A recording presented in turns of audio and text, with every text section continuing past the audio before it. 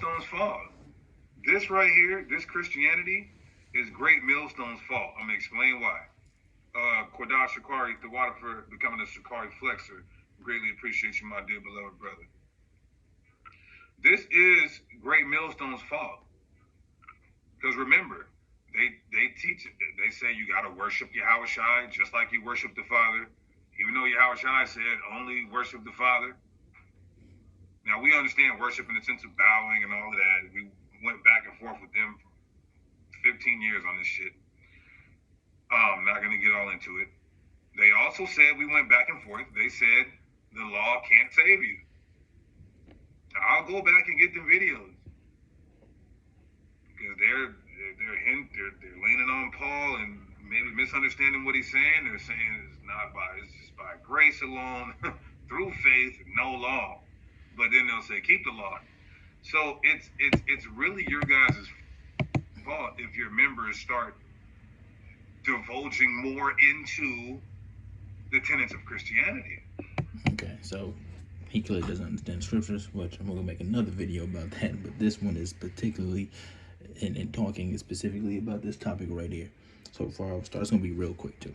So before I start off, I'm going to give all praise, honor, and glory unto Yahweh, Ba'ashem, Yahweh Shai, Ba'ashem, Wakar, Kudash, double honor to the apostles and elders of Great Millstone. Shalom to you, brothers, Christians, truth and sincerity all over the earth. I want to thank Yahweh Ba'ashem, Yahweh Shai for giving the power and the spirit to do this less. And he's saying, because we do know that you're not going to be able to keep first off, the law 100% even to begin with, because you're in captivity. When you're in captivity, you're not able to hold the laws.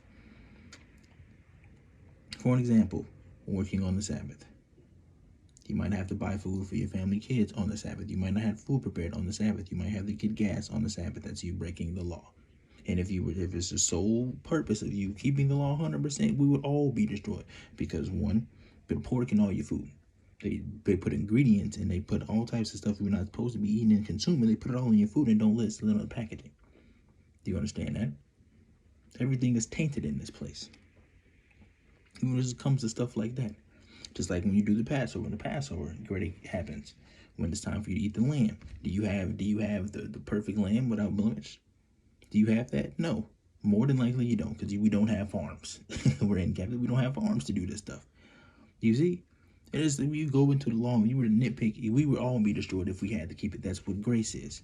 That's what the grace period is. And we don't get the scriptures. I got like four scriptures. Because we're supposed to be practicing, rehearsing the righteous act. And they didn't say perfectly do it, because you can't do it anyway. You understand that? And the law, 100%, you keeping it is not going to save you. Because one, you can't keep it all the way anyway. But not keeping it is going to destroy you. It's not a really hard concept to understand. You not eating pork is not going to, I'm elect now because I don't eat pork no more. Shrimp and lobster, crab. Yeah, but obviously you eating it, you're going to get destroyed, because what does the prophecy say about eating abominations? So it's not you think you're going to keep, because you can't keep it. You can't keep it. You cannot keep the law 100%. It's not a hard concept to understand, and then he obviously doesn't know clue what he's talking about, because it's the leadership's fault. It's not the leadership's fault. You just don't understand how the spirit works. Do you see? The spirit that was given unto you, that you know the knowledge and the truth, it's like it was given, it could be taken away. You didn't give yourself it. But that's another video for another time. That's another video. But let's get into this specifically. Like I said, I got 3 scriptures. It's going to be real quick. Let's get into it, man. This is Galatians 2 and verse 16. Yet we know that a person is made right with the Most High by faith. Actually, let's get the KJV. Hold on. Actually, we can read NLT first. No, let's get KJV, actually. Let's get the KJV. Bear with me. Bear with me.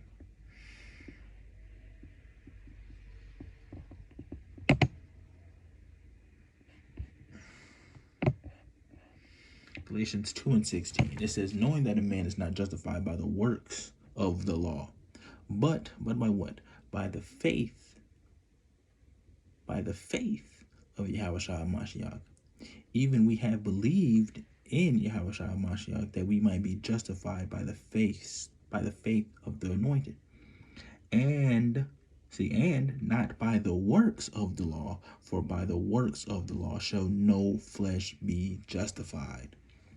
Bam. Boom. And then what happens? Let's go to James now. Let's go to James 2. This is really, it's really not a hard concept to understand. They teach the law is not going to save you, but you have to keep it to the best of your ability. It's not, I don't understand where the confusion is. And you shouldn't blame the leadership because they're going on talking about the Gentiles can be saved and all that stuff, which we already know they can. And you make it seem like, so if we would ask you the same question, Deacon, since I think Deacon, I believe, is one of the head members of the Sakari group, we was ask you the same question: has any of your members ever fell out? Which we know they have. So if any of your members have fell out, it's because of your leadership as well. You see? Or when people that fall out, that stop following you or go to another group or whatever the case may be, is it because of the leadership? Or is it because of the spirit that was on them has been slowly starting to take away and the candlestick is going to be removed? Come on, man. James 2:14.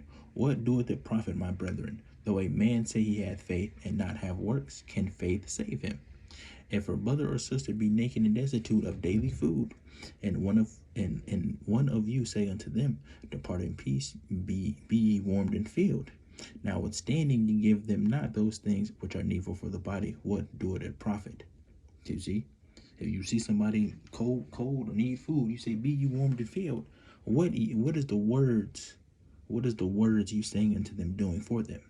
They still need food. You still need to have some type of action. You still need to give them their clothes, or give them a piece of bread, or give them food, give them money. It's the actions. They both go hand in hand. You can't prove your faith. Just like this, you can't prove your faith by not keeping the law. Because you keeping the law to the best of your ability and doing what is said, that's showing your faith in what you believe in. You see? It's like saying you love somebody. Oh, I love you. This is just speaking outside of this. Like you tell your woman, oh, I love you, but then you don't never hug her, you don't never kiss her, you don't never give her nothing. Don't do anything with love, but you say I love you. You see, it's the same exact thing, man. It's the same exact thing. I said, if it have not works, it is dead. Being alone, it is dead. Yea, man say thou hast faith and I have works. Show me the faith without thy works. You say you believe in something, show me you believe it without having action towards what you saying you believe. You see? And I will show thee my faith by my works. See, you understand that is? It's very simple. You cannot be saved by keeping the law, but you're going to be destroyed if you don't. You understand that? You can't be walking around. It's like, so yes, we tell people to keep it, but keeping it is not going to save you. But not keeping it is going to get you destroyed. You can't be walking around, I believe in the Lord, I believe in His truth, I believe I'm an Israelite, but walking around eating bacon. You think you're gonna be eating a bacon sandwich on the way up to a chariot or something. No, man. It doesn't work. It does not work. Judges 5:11, this is the last one. It says, they that are delivered from the noise of the archers, the missiles, and the place of drawing water to captivity. And this is where it is. There, what is the there? The captivity. The place, it says, they that are delivered from the noise of archers, in the places of drawing water, there, in that place, they shall rehearse the righteous acts of the Lord, even the righteous acts toward the inhabitants of his villages. In Israel, then the people shall go down to the gates. The people of the Lord shall go down to the gates. You see, there they should rehearse the righteous acts. When you rehearse something, it's not perfect. It's not perfect.